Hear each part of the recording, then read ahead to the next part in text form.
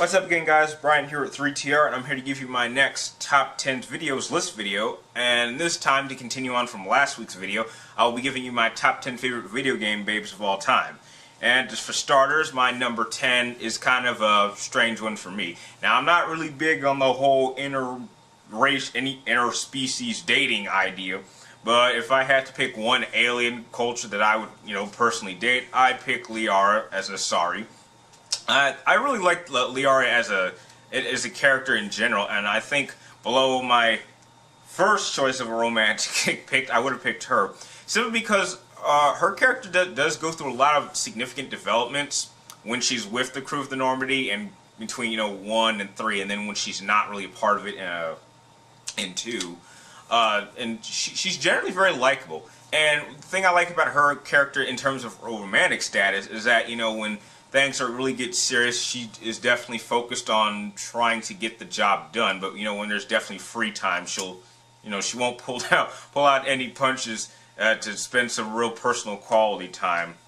And I really find her powers interesting. I'm curious how some of those powers really work in terms of messing with my mind or making me see things that aren't really there. I don't know, just a couple of really special abilities that she has.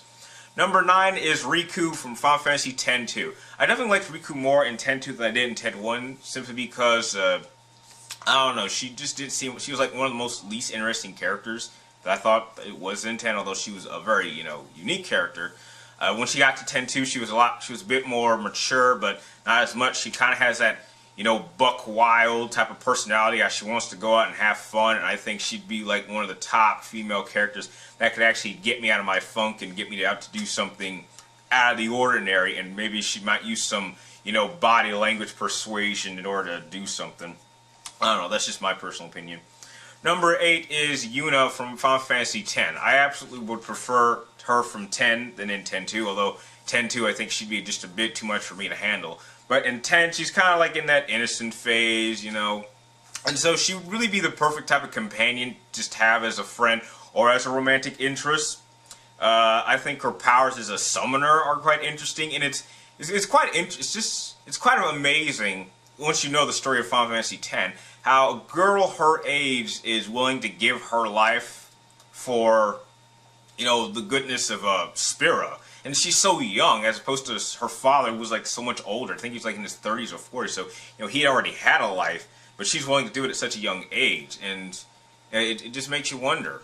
And I felt really bad when she learns all those terrible secrets about Bavel and the religion of Yevon. I mean, her whole world just comes shattering down. Just kind of one of the most tragic moments I've seen for a female video game character. So Yuna is number 8.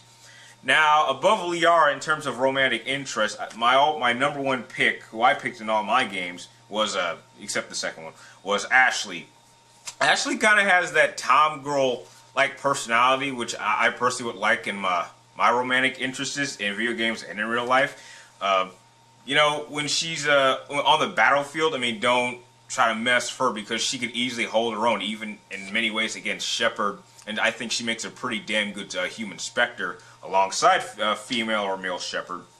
But when it's relaxing time, she definitely can open up and be more personal about her own life, and kind of learn more about her family and things that she went through growing up, and just learning more about her family, which we definitely got to see more about that in Mass Effect 3 than it did in 1. Really made her a very interesting character, and I was happy to romance her as a male Shepard. So that was a fun experience. Number 6 is Sheva from Resident Evil 5. Now, I know a lot of people did not like Sheva with her AI, but I think in terms of personalities, I think she definitely stands apart from someone like Jill or Claire or Ada, simply because she wants to do her duty.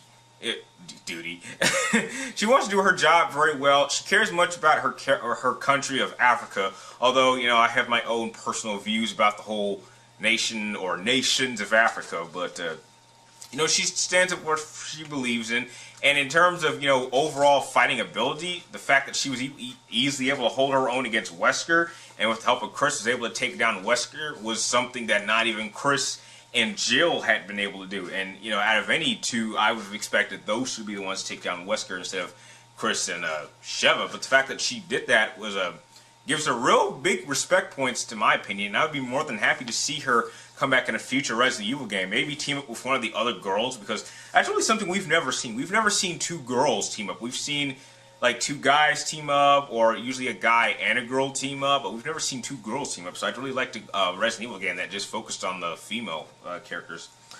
Number 5 is, I'm sure, a character that I'm sure anyone who does a list like that has to add, even if you don't like her, and that's Lara Croft. Lara Croft, probably the first iconic female video game character of all time. I'm sure her pixelated backside butt is famous, as we all know.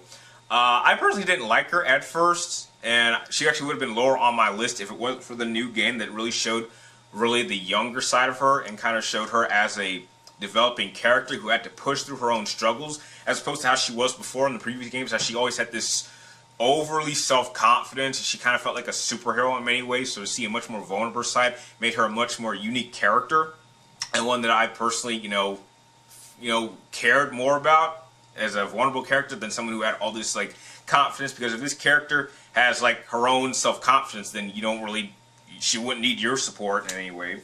So Lara Croft, number 5. Number 4 is Naomi Hunter from Metal Gear Solid 4.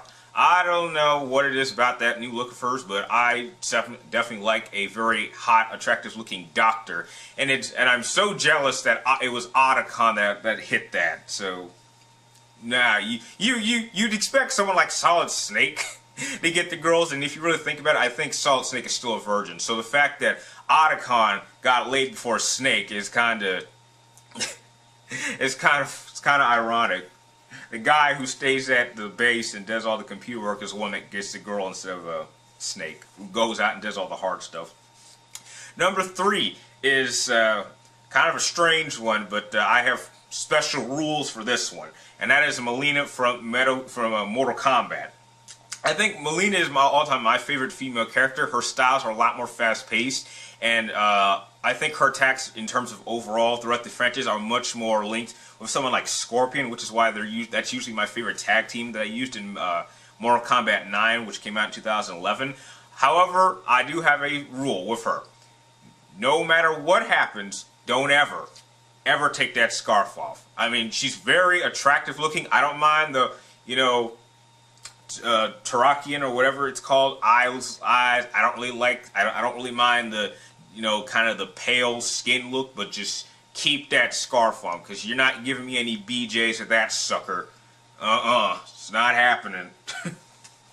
Number 2 is Sniper Wolf. Sniper Wolf is, it's kind of funny how Otacon always has he always goes for the best looking Metal Gear Solid female characters. Dang. It's not fair. I mean, I look like a nerd too.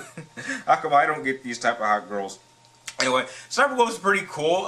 She's a very efficient sniper. I definitely loved her accent in the remake version, and I think her death was pretty tragic. Just sad. I mean, and the thing about Metal Gear Solid characters is when they die, they tell you their life story, and then you kind of realize that they're not really all that bad. They're kind of just they're living a soldier's life. They're doing what they believe in, and you can't really hate someone for doing something that they honestly in their heart believe in, even if it's against you and you stand in their way and they're trying to kill you. You do feel a little sympathy. So Sniper Wolf. And number 1, sure, I don't even need to talk more about her. I've been talking about her all throughout my channel's history. Tifa Lockhart, first video game character I ever had a crush on. I still do not like anyone above her in any ways. I love all forms of Tifa cosplays. They're just absolutely amazing. If my girlfriend ever pulled that off, then you know what's going to happen. And Tifa is just that one character, as she's kind of on the line of Ashley Graham from Mass Effect. Doesn't she has that tomgirl-like essence, but she definitely can have her emotional side. But she kicks even more ass because she doesn't need guns. She uses her bare hands and her martial arts skills. And I definitely find someone who has martial arts skills far more impressive than someone who can simply fire a gun and throw grenades. I definitely prefer hand-to-hand combat fights than gun fights. So that's my list of top 10 favorite video game characters. So tell me, what are your favorite video game female characters? So comment down below and let me know. And if you like this video, please like, comment down below, and please subscribe to check for my future episodes of movie and video game reviews and top 10 videos, which will be uploading every week. Like always, thank you guys for watching, and I will see you next time.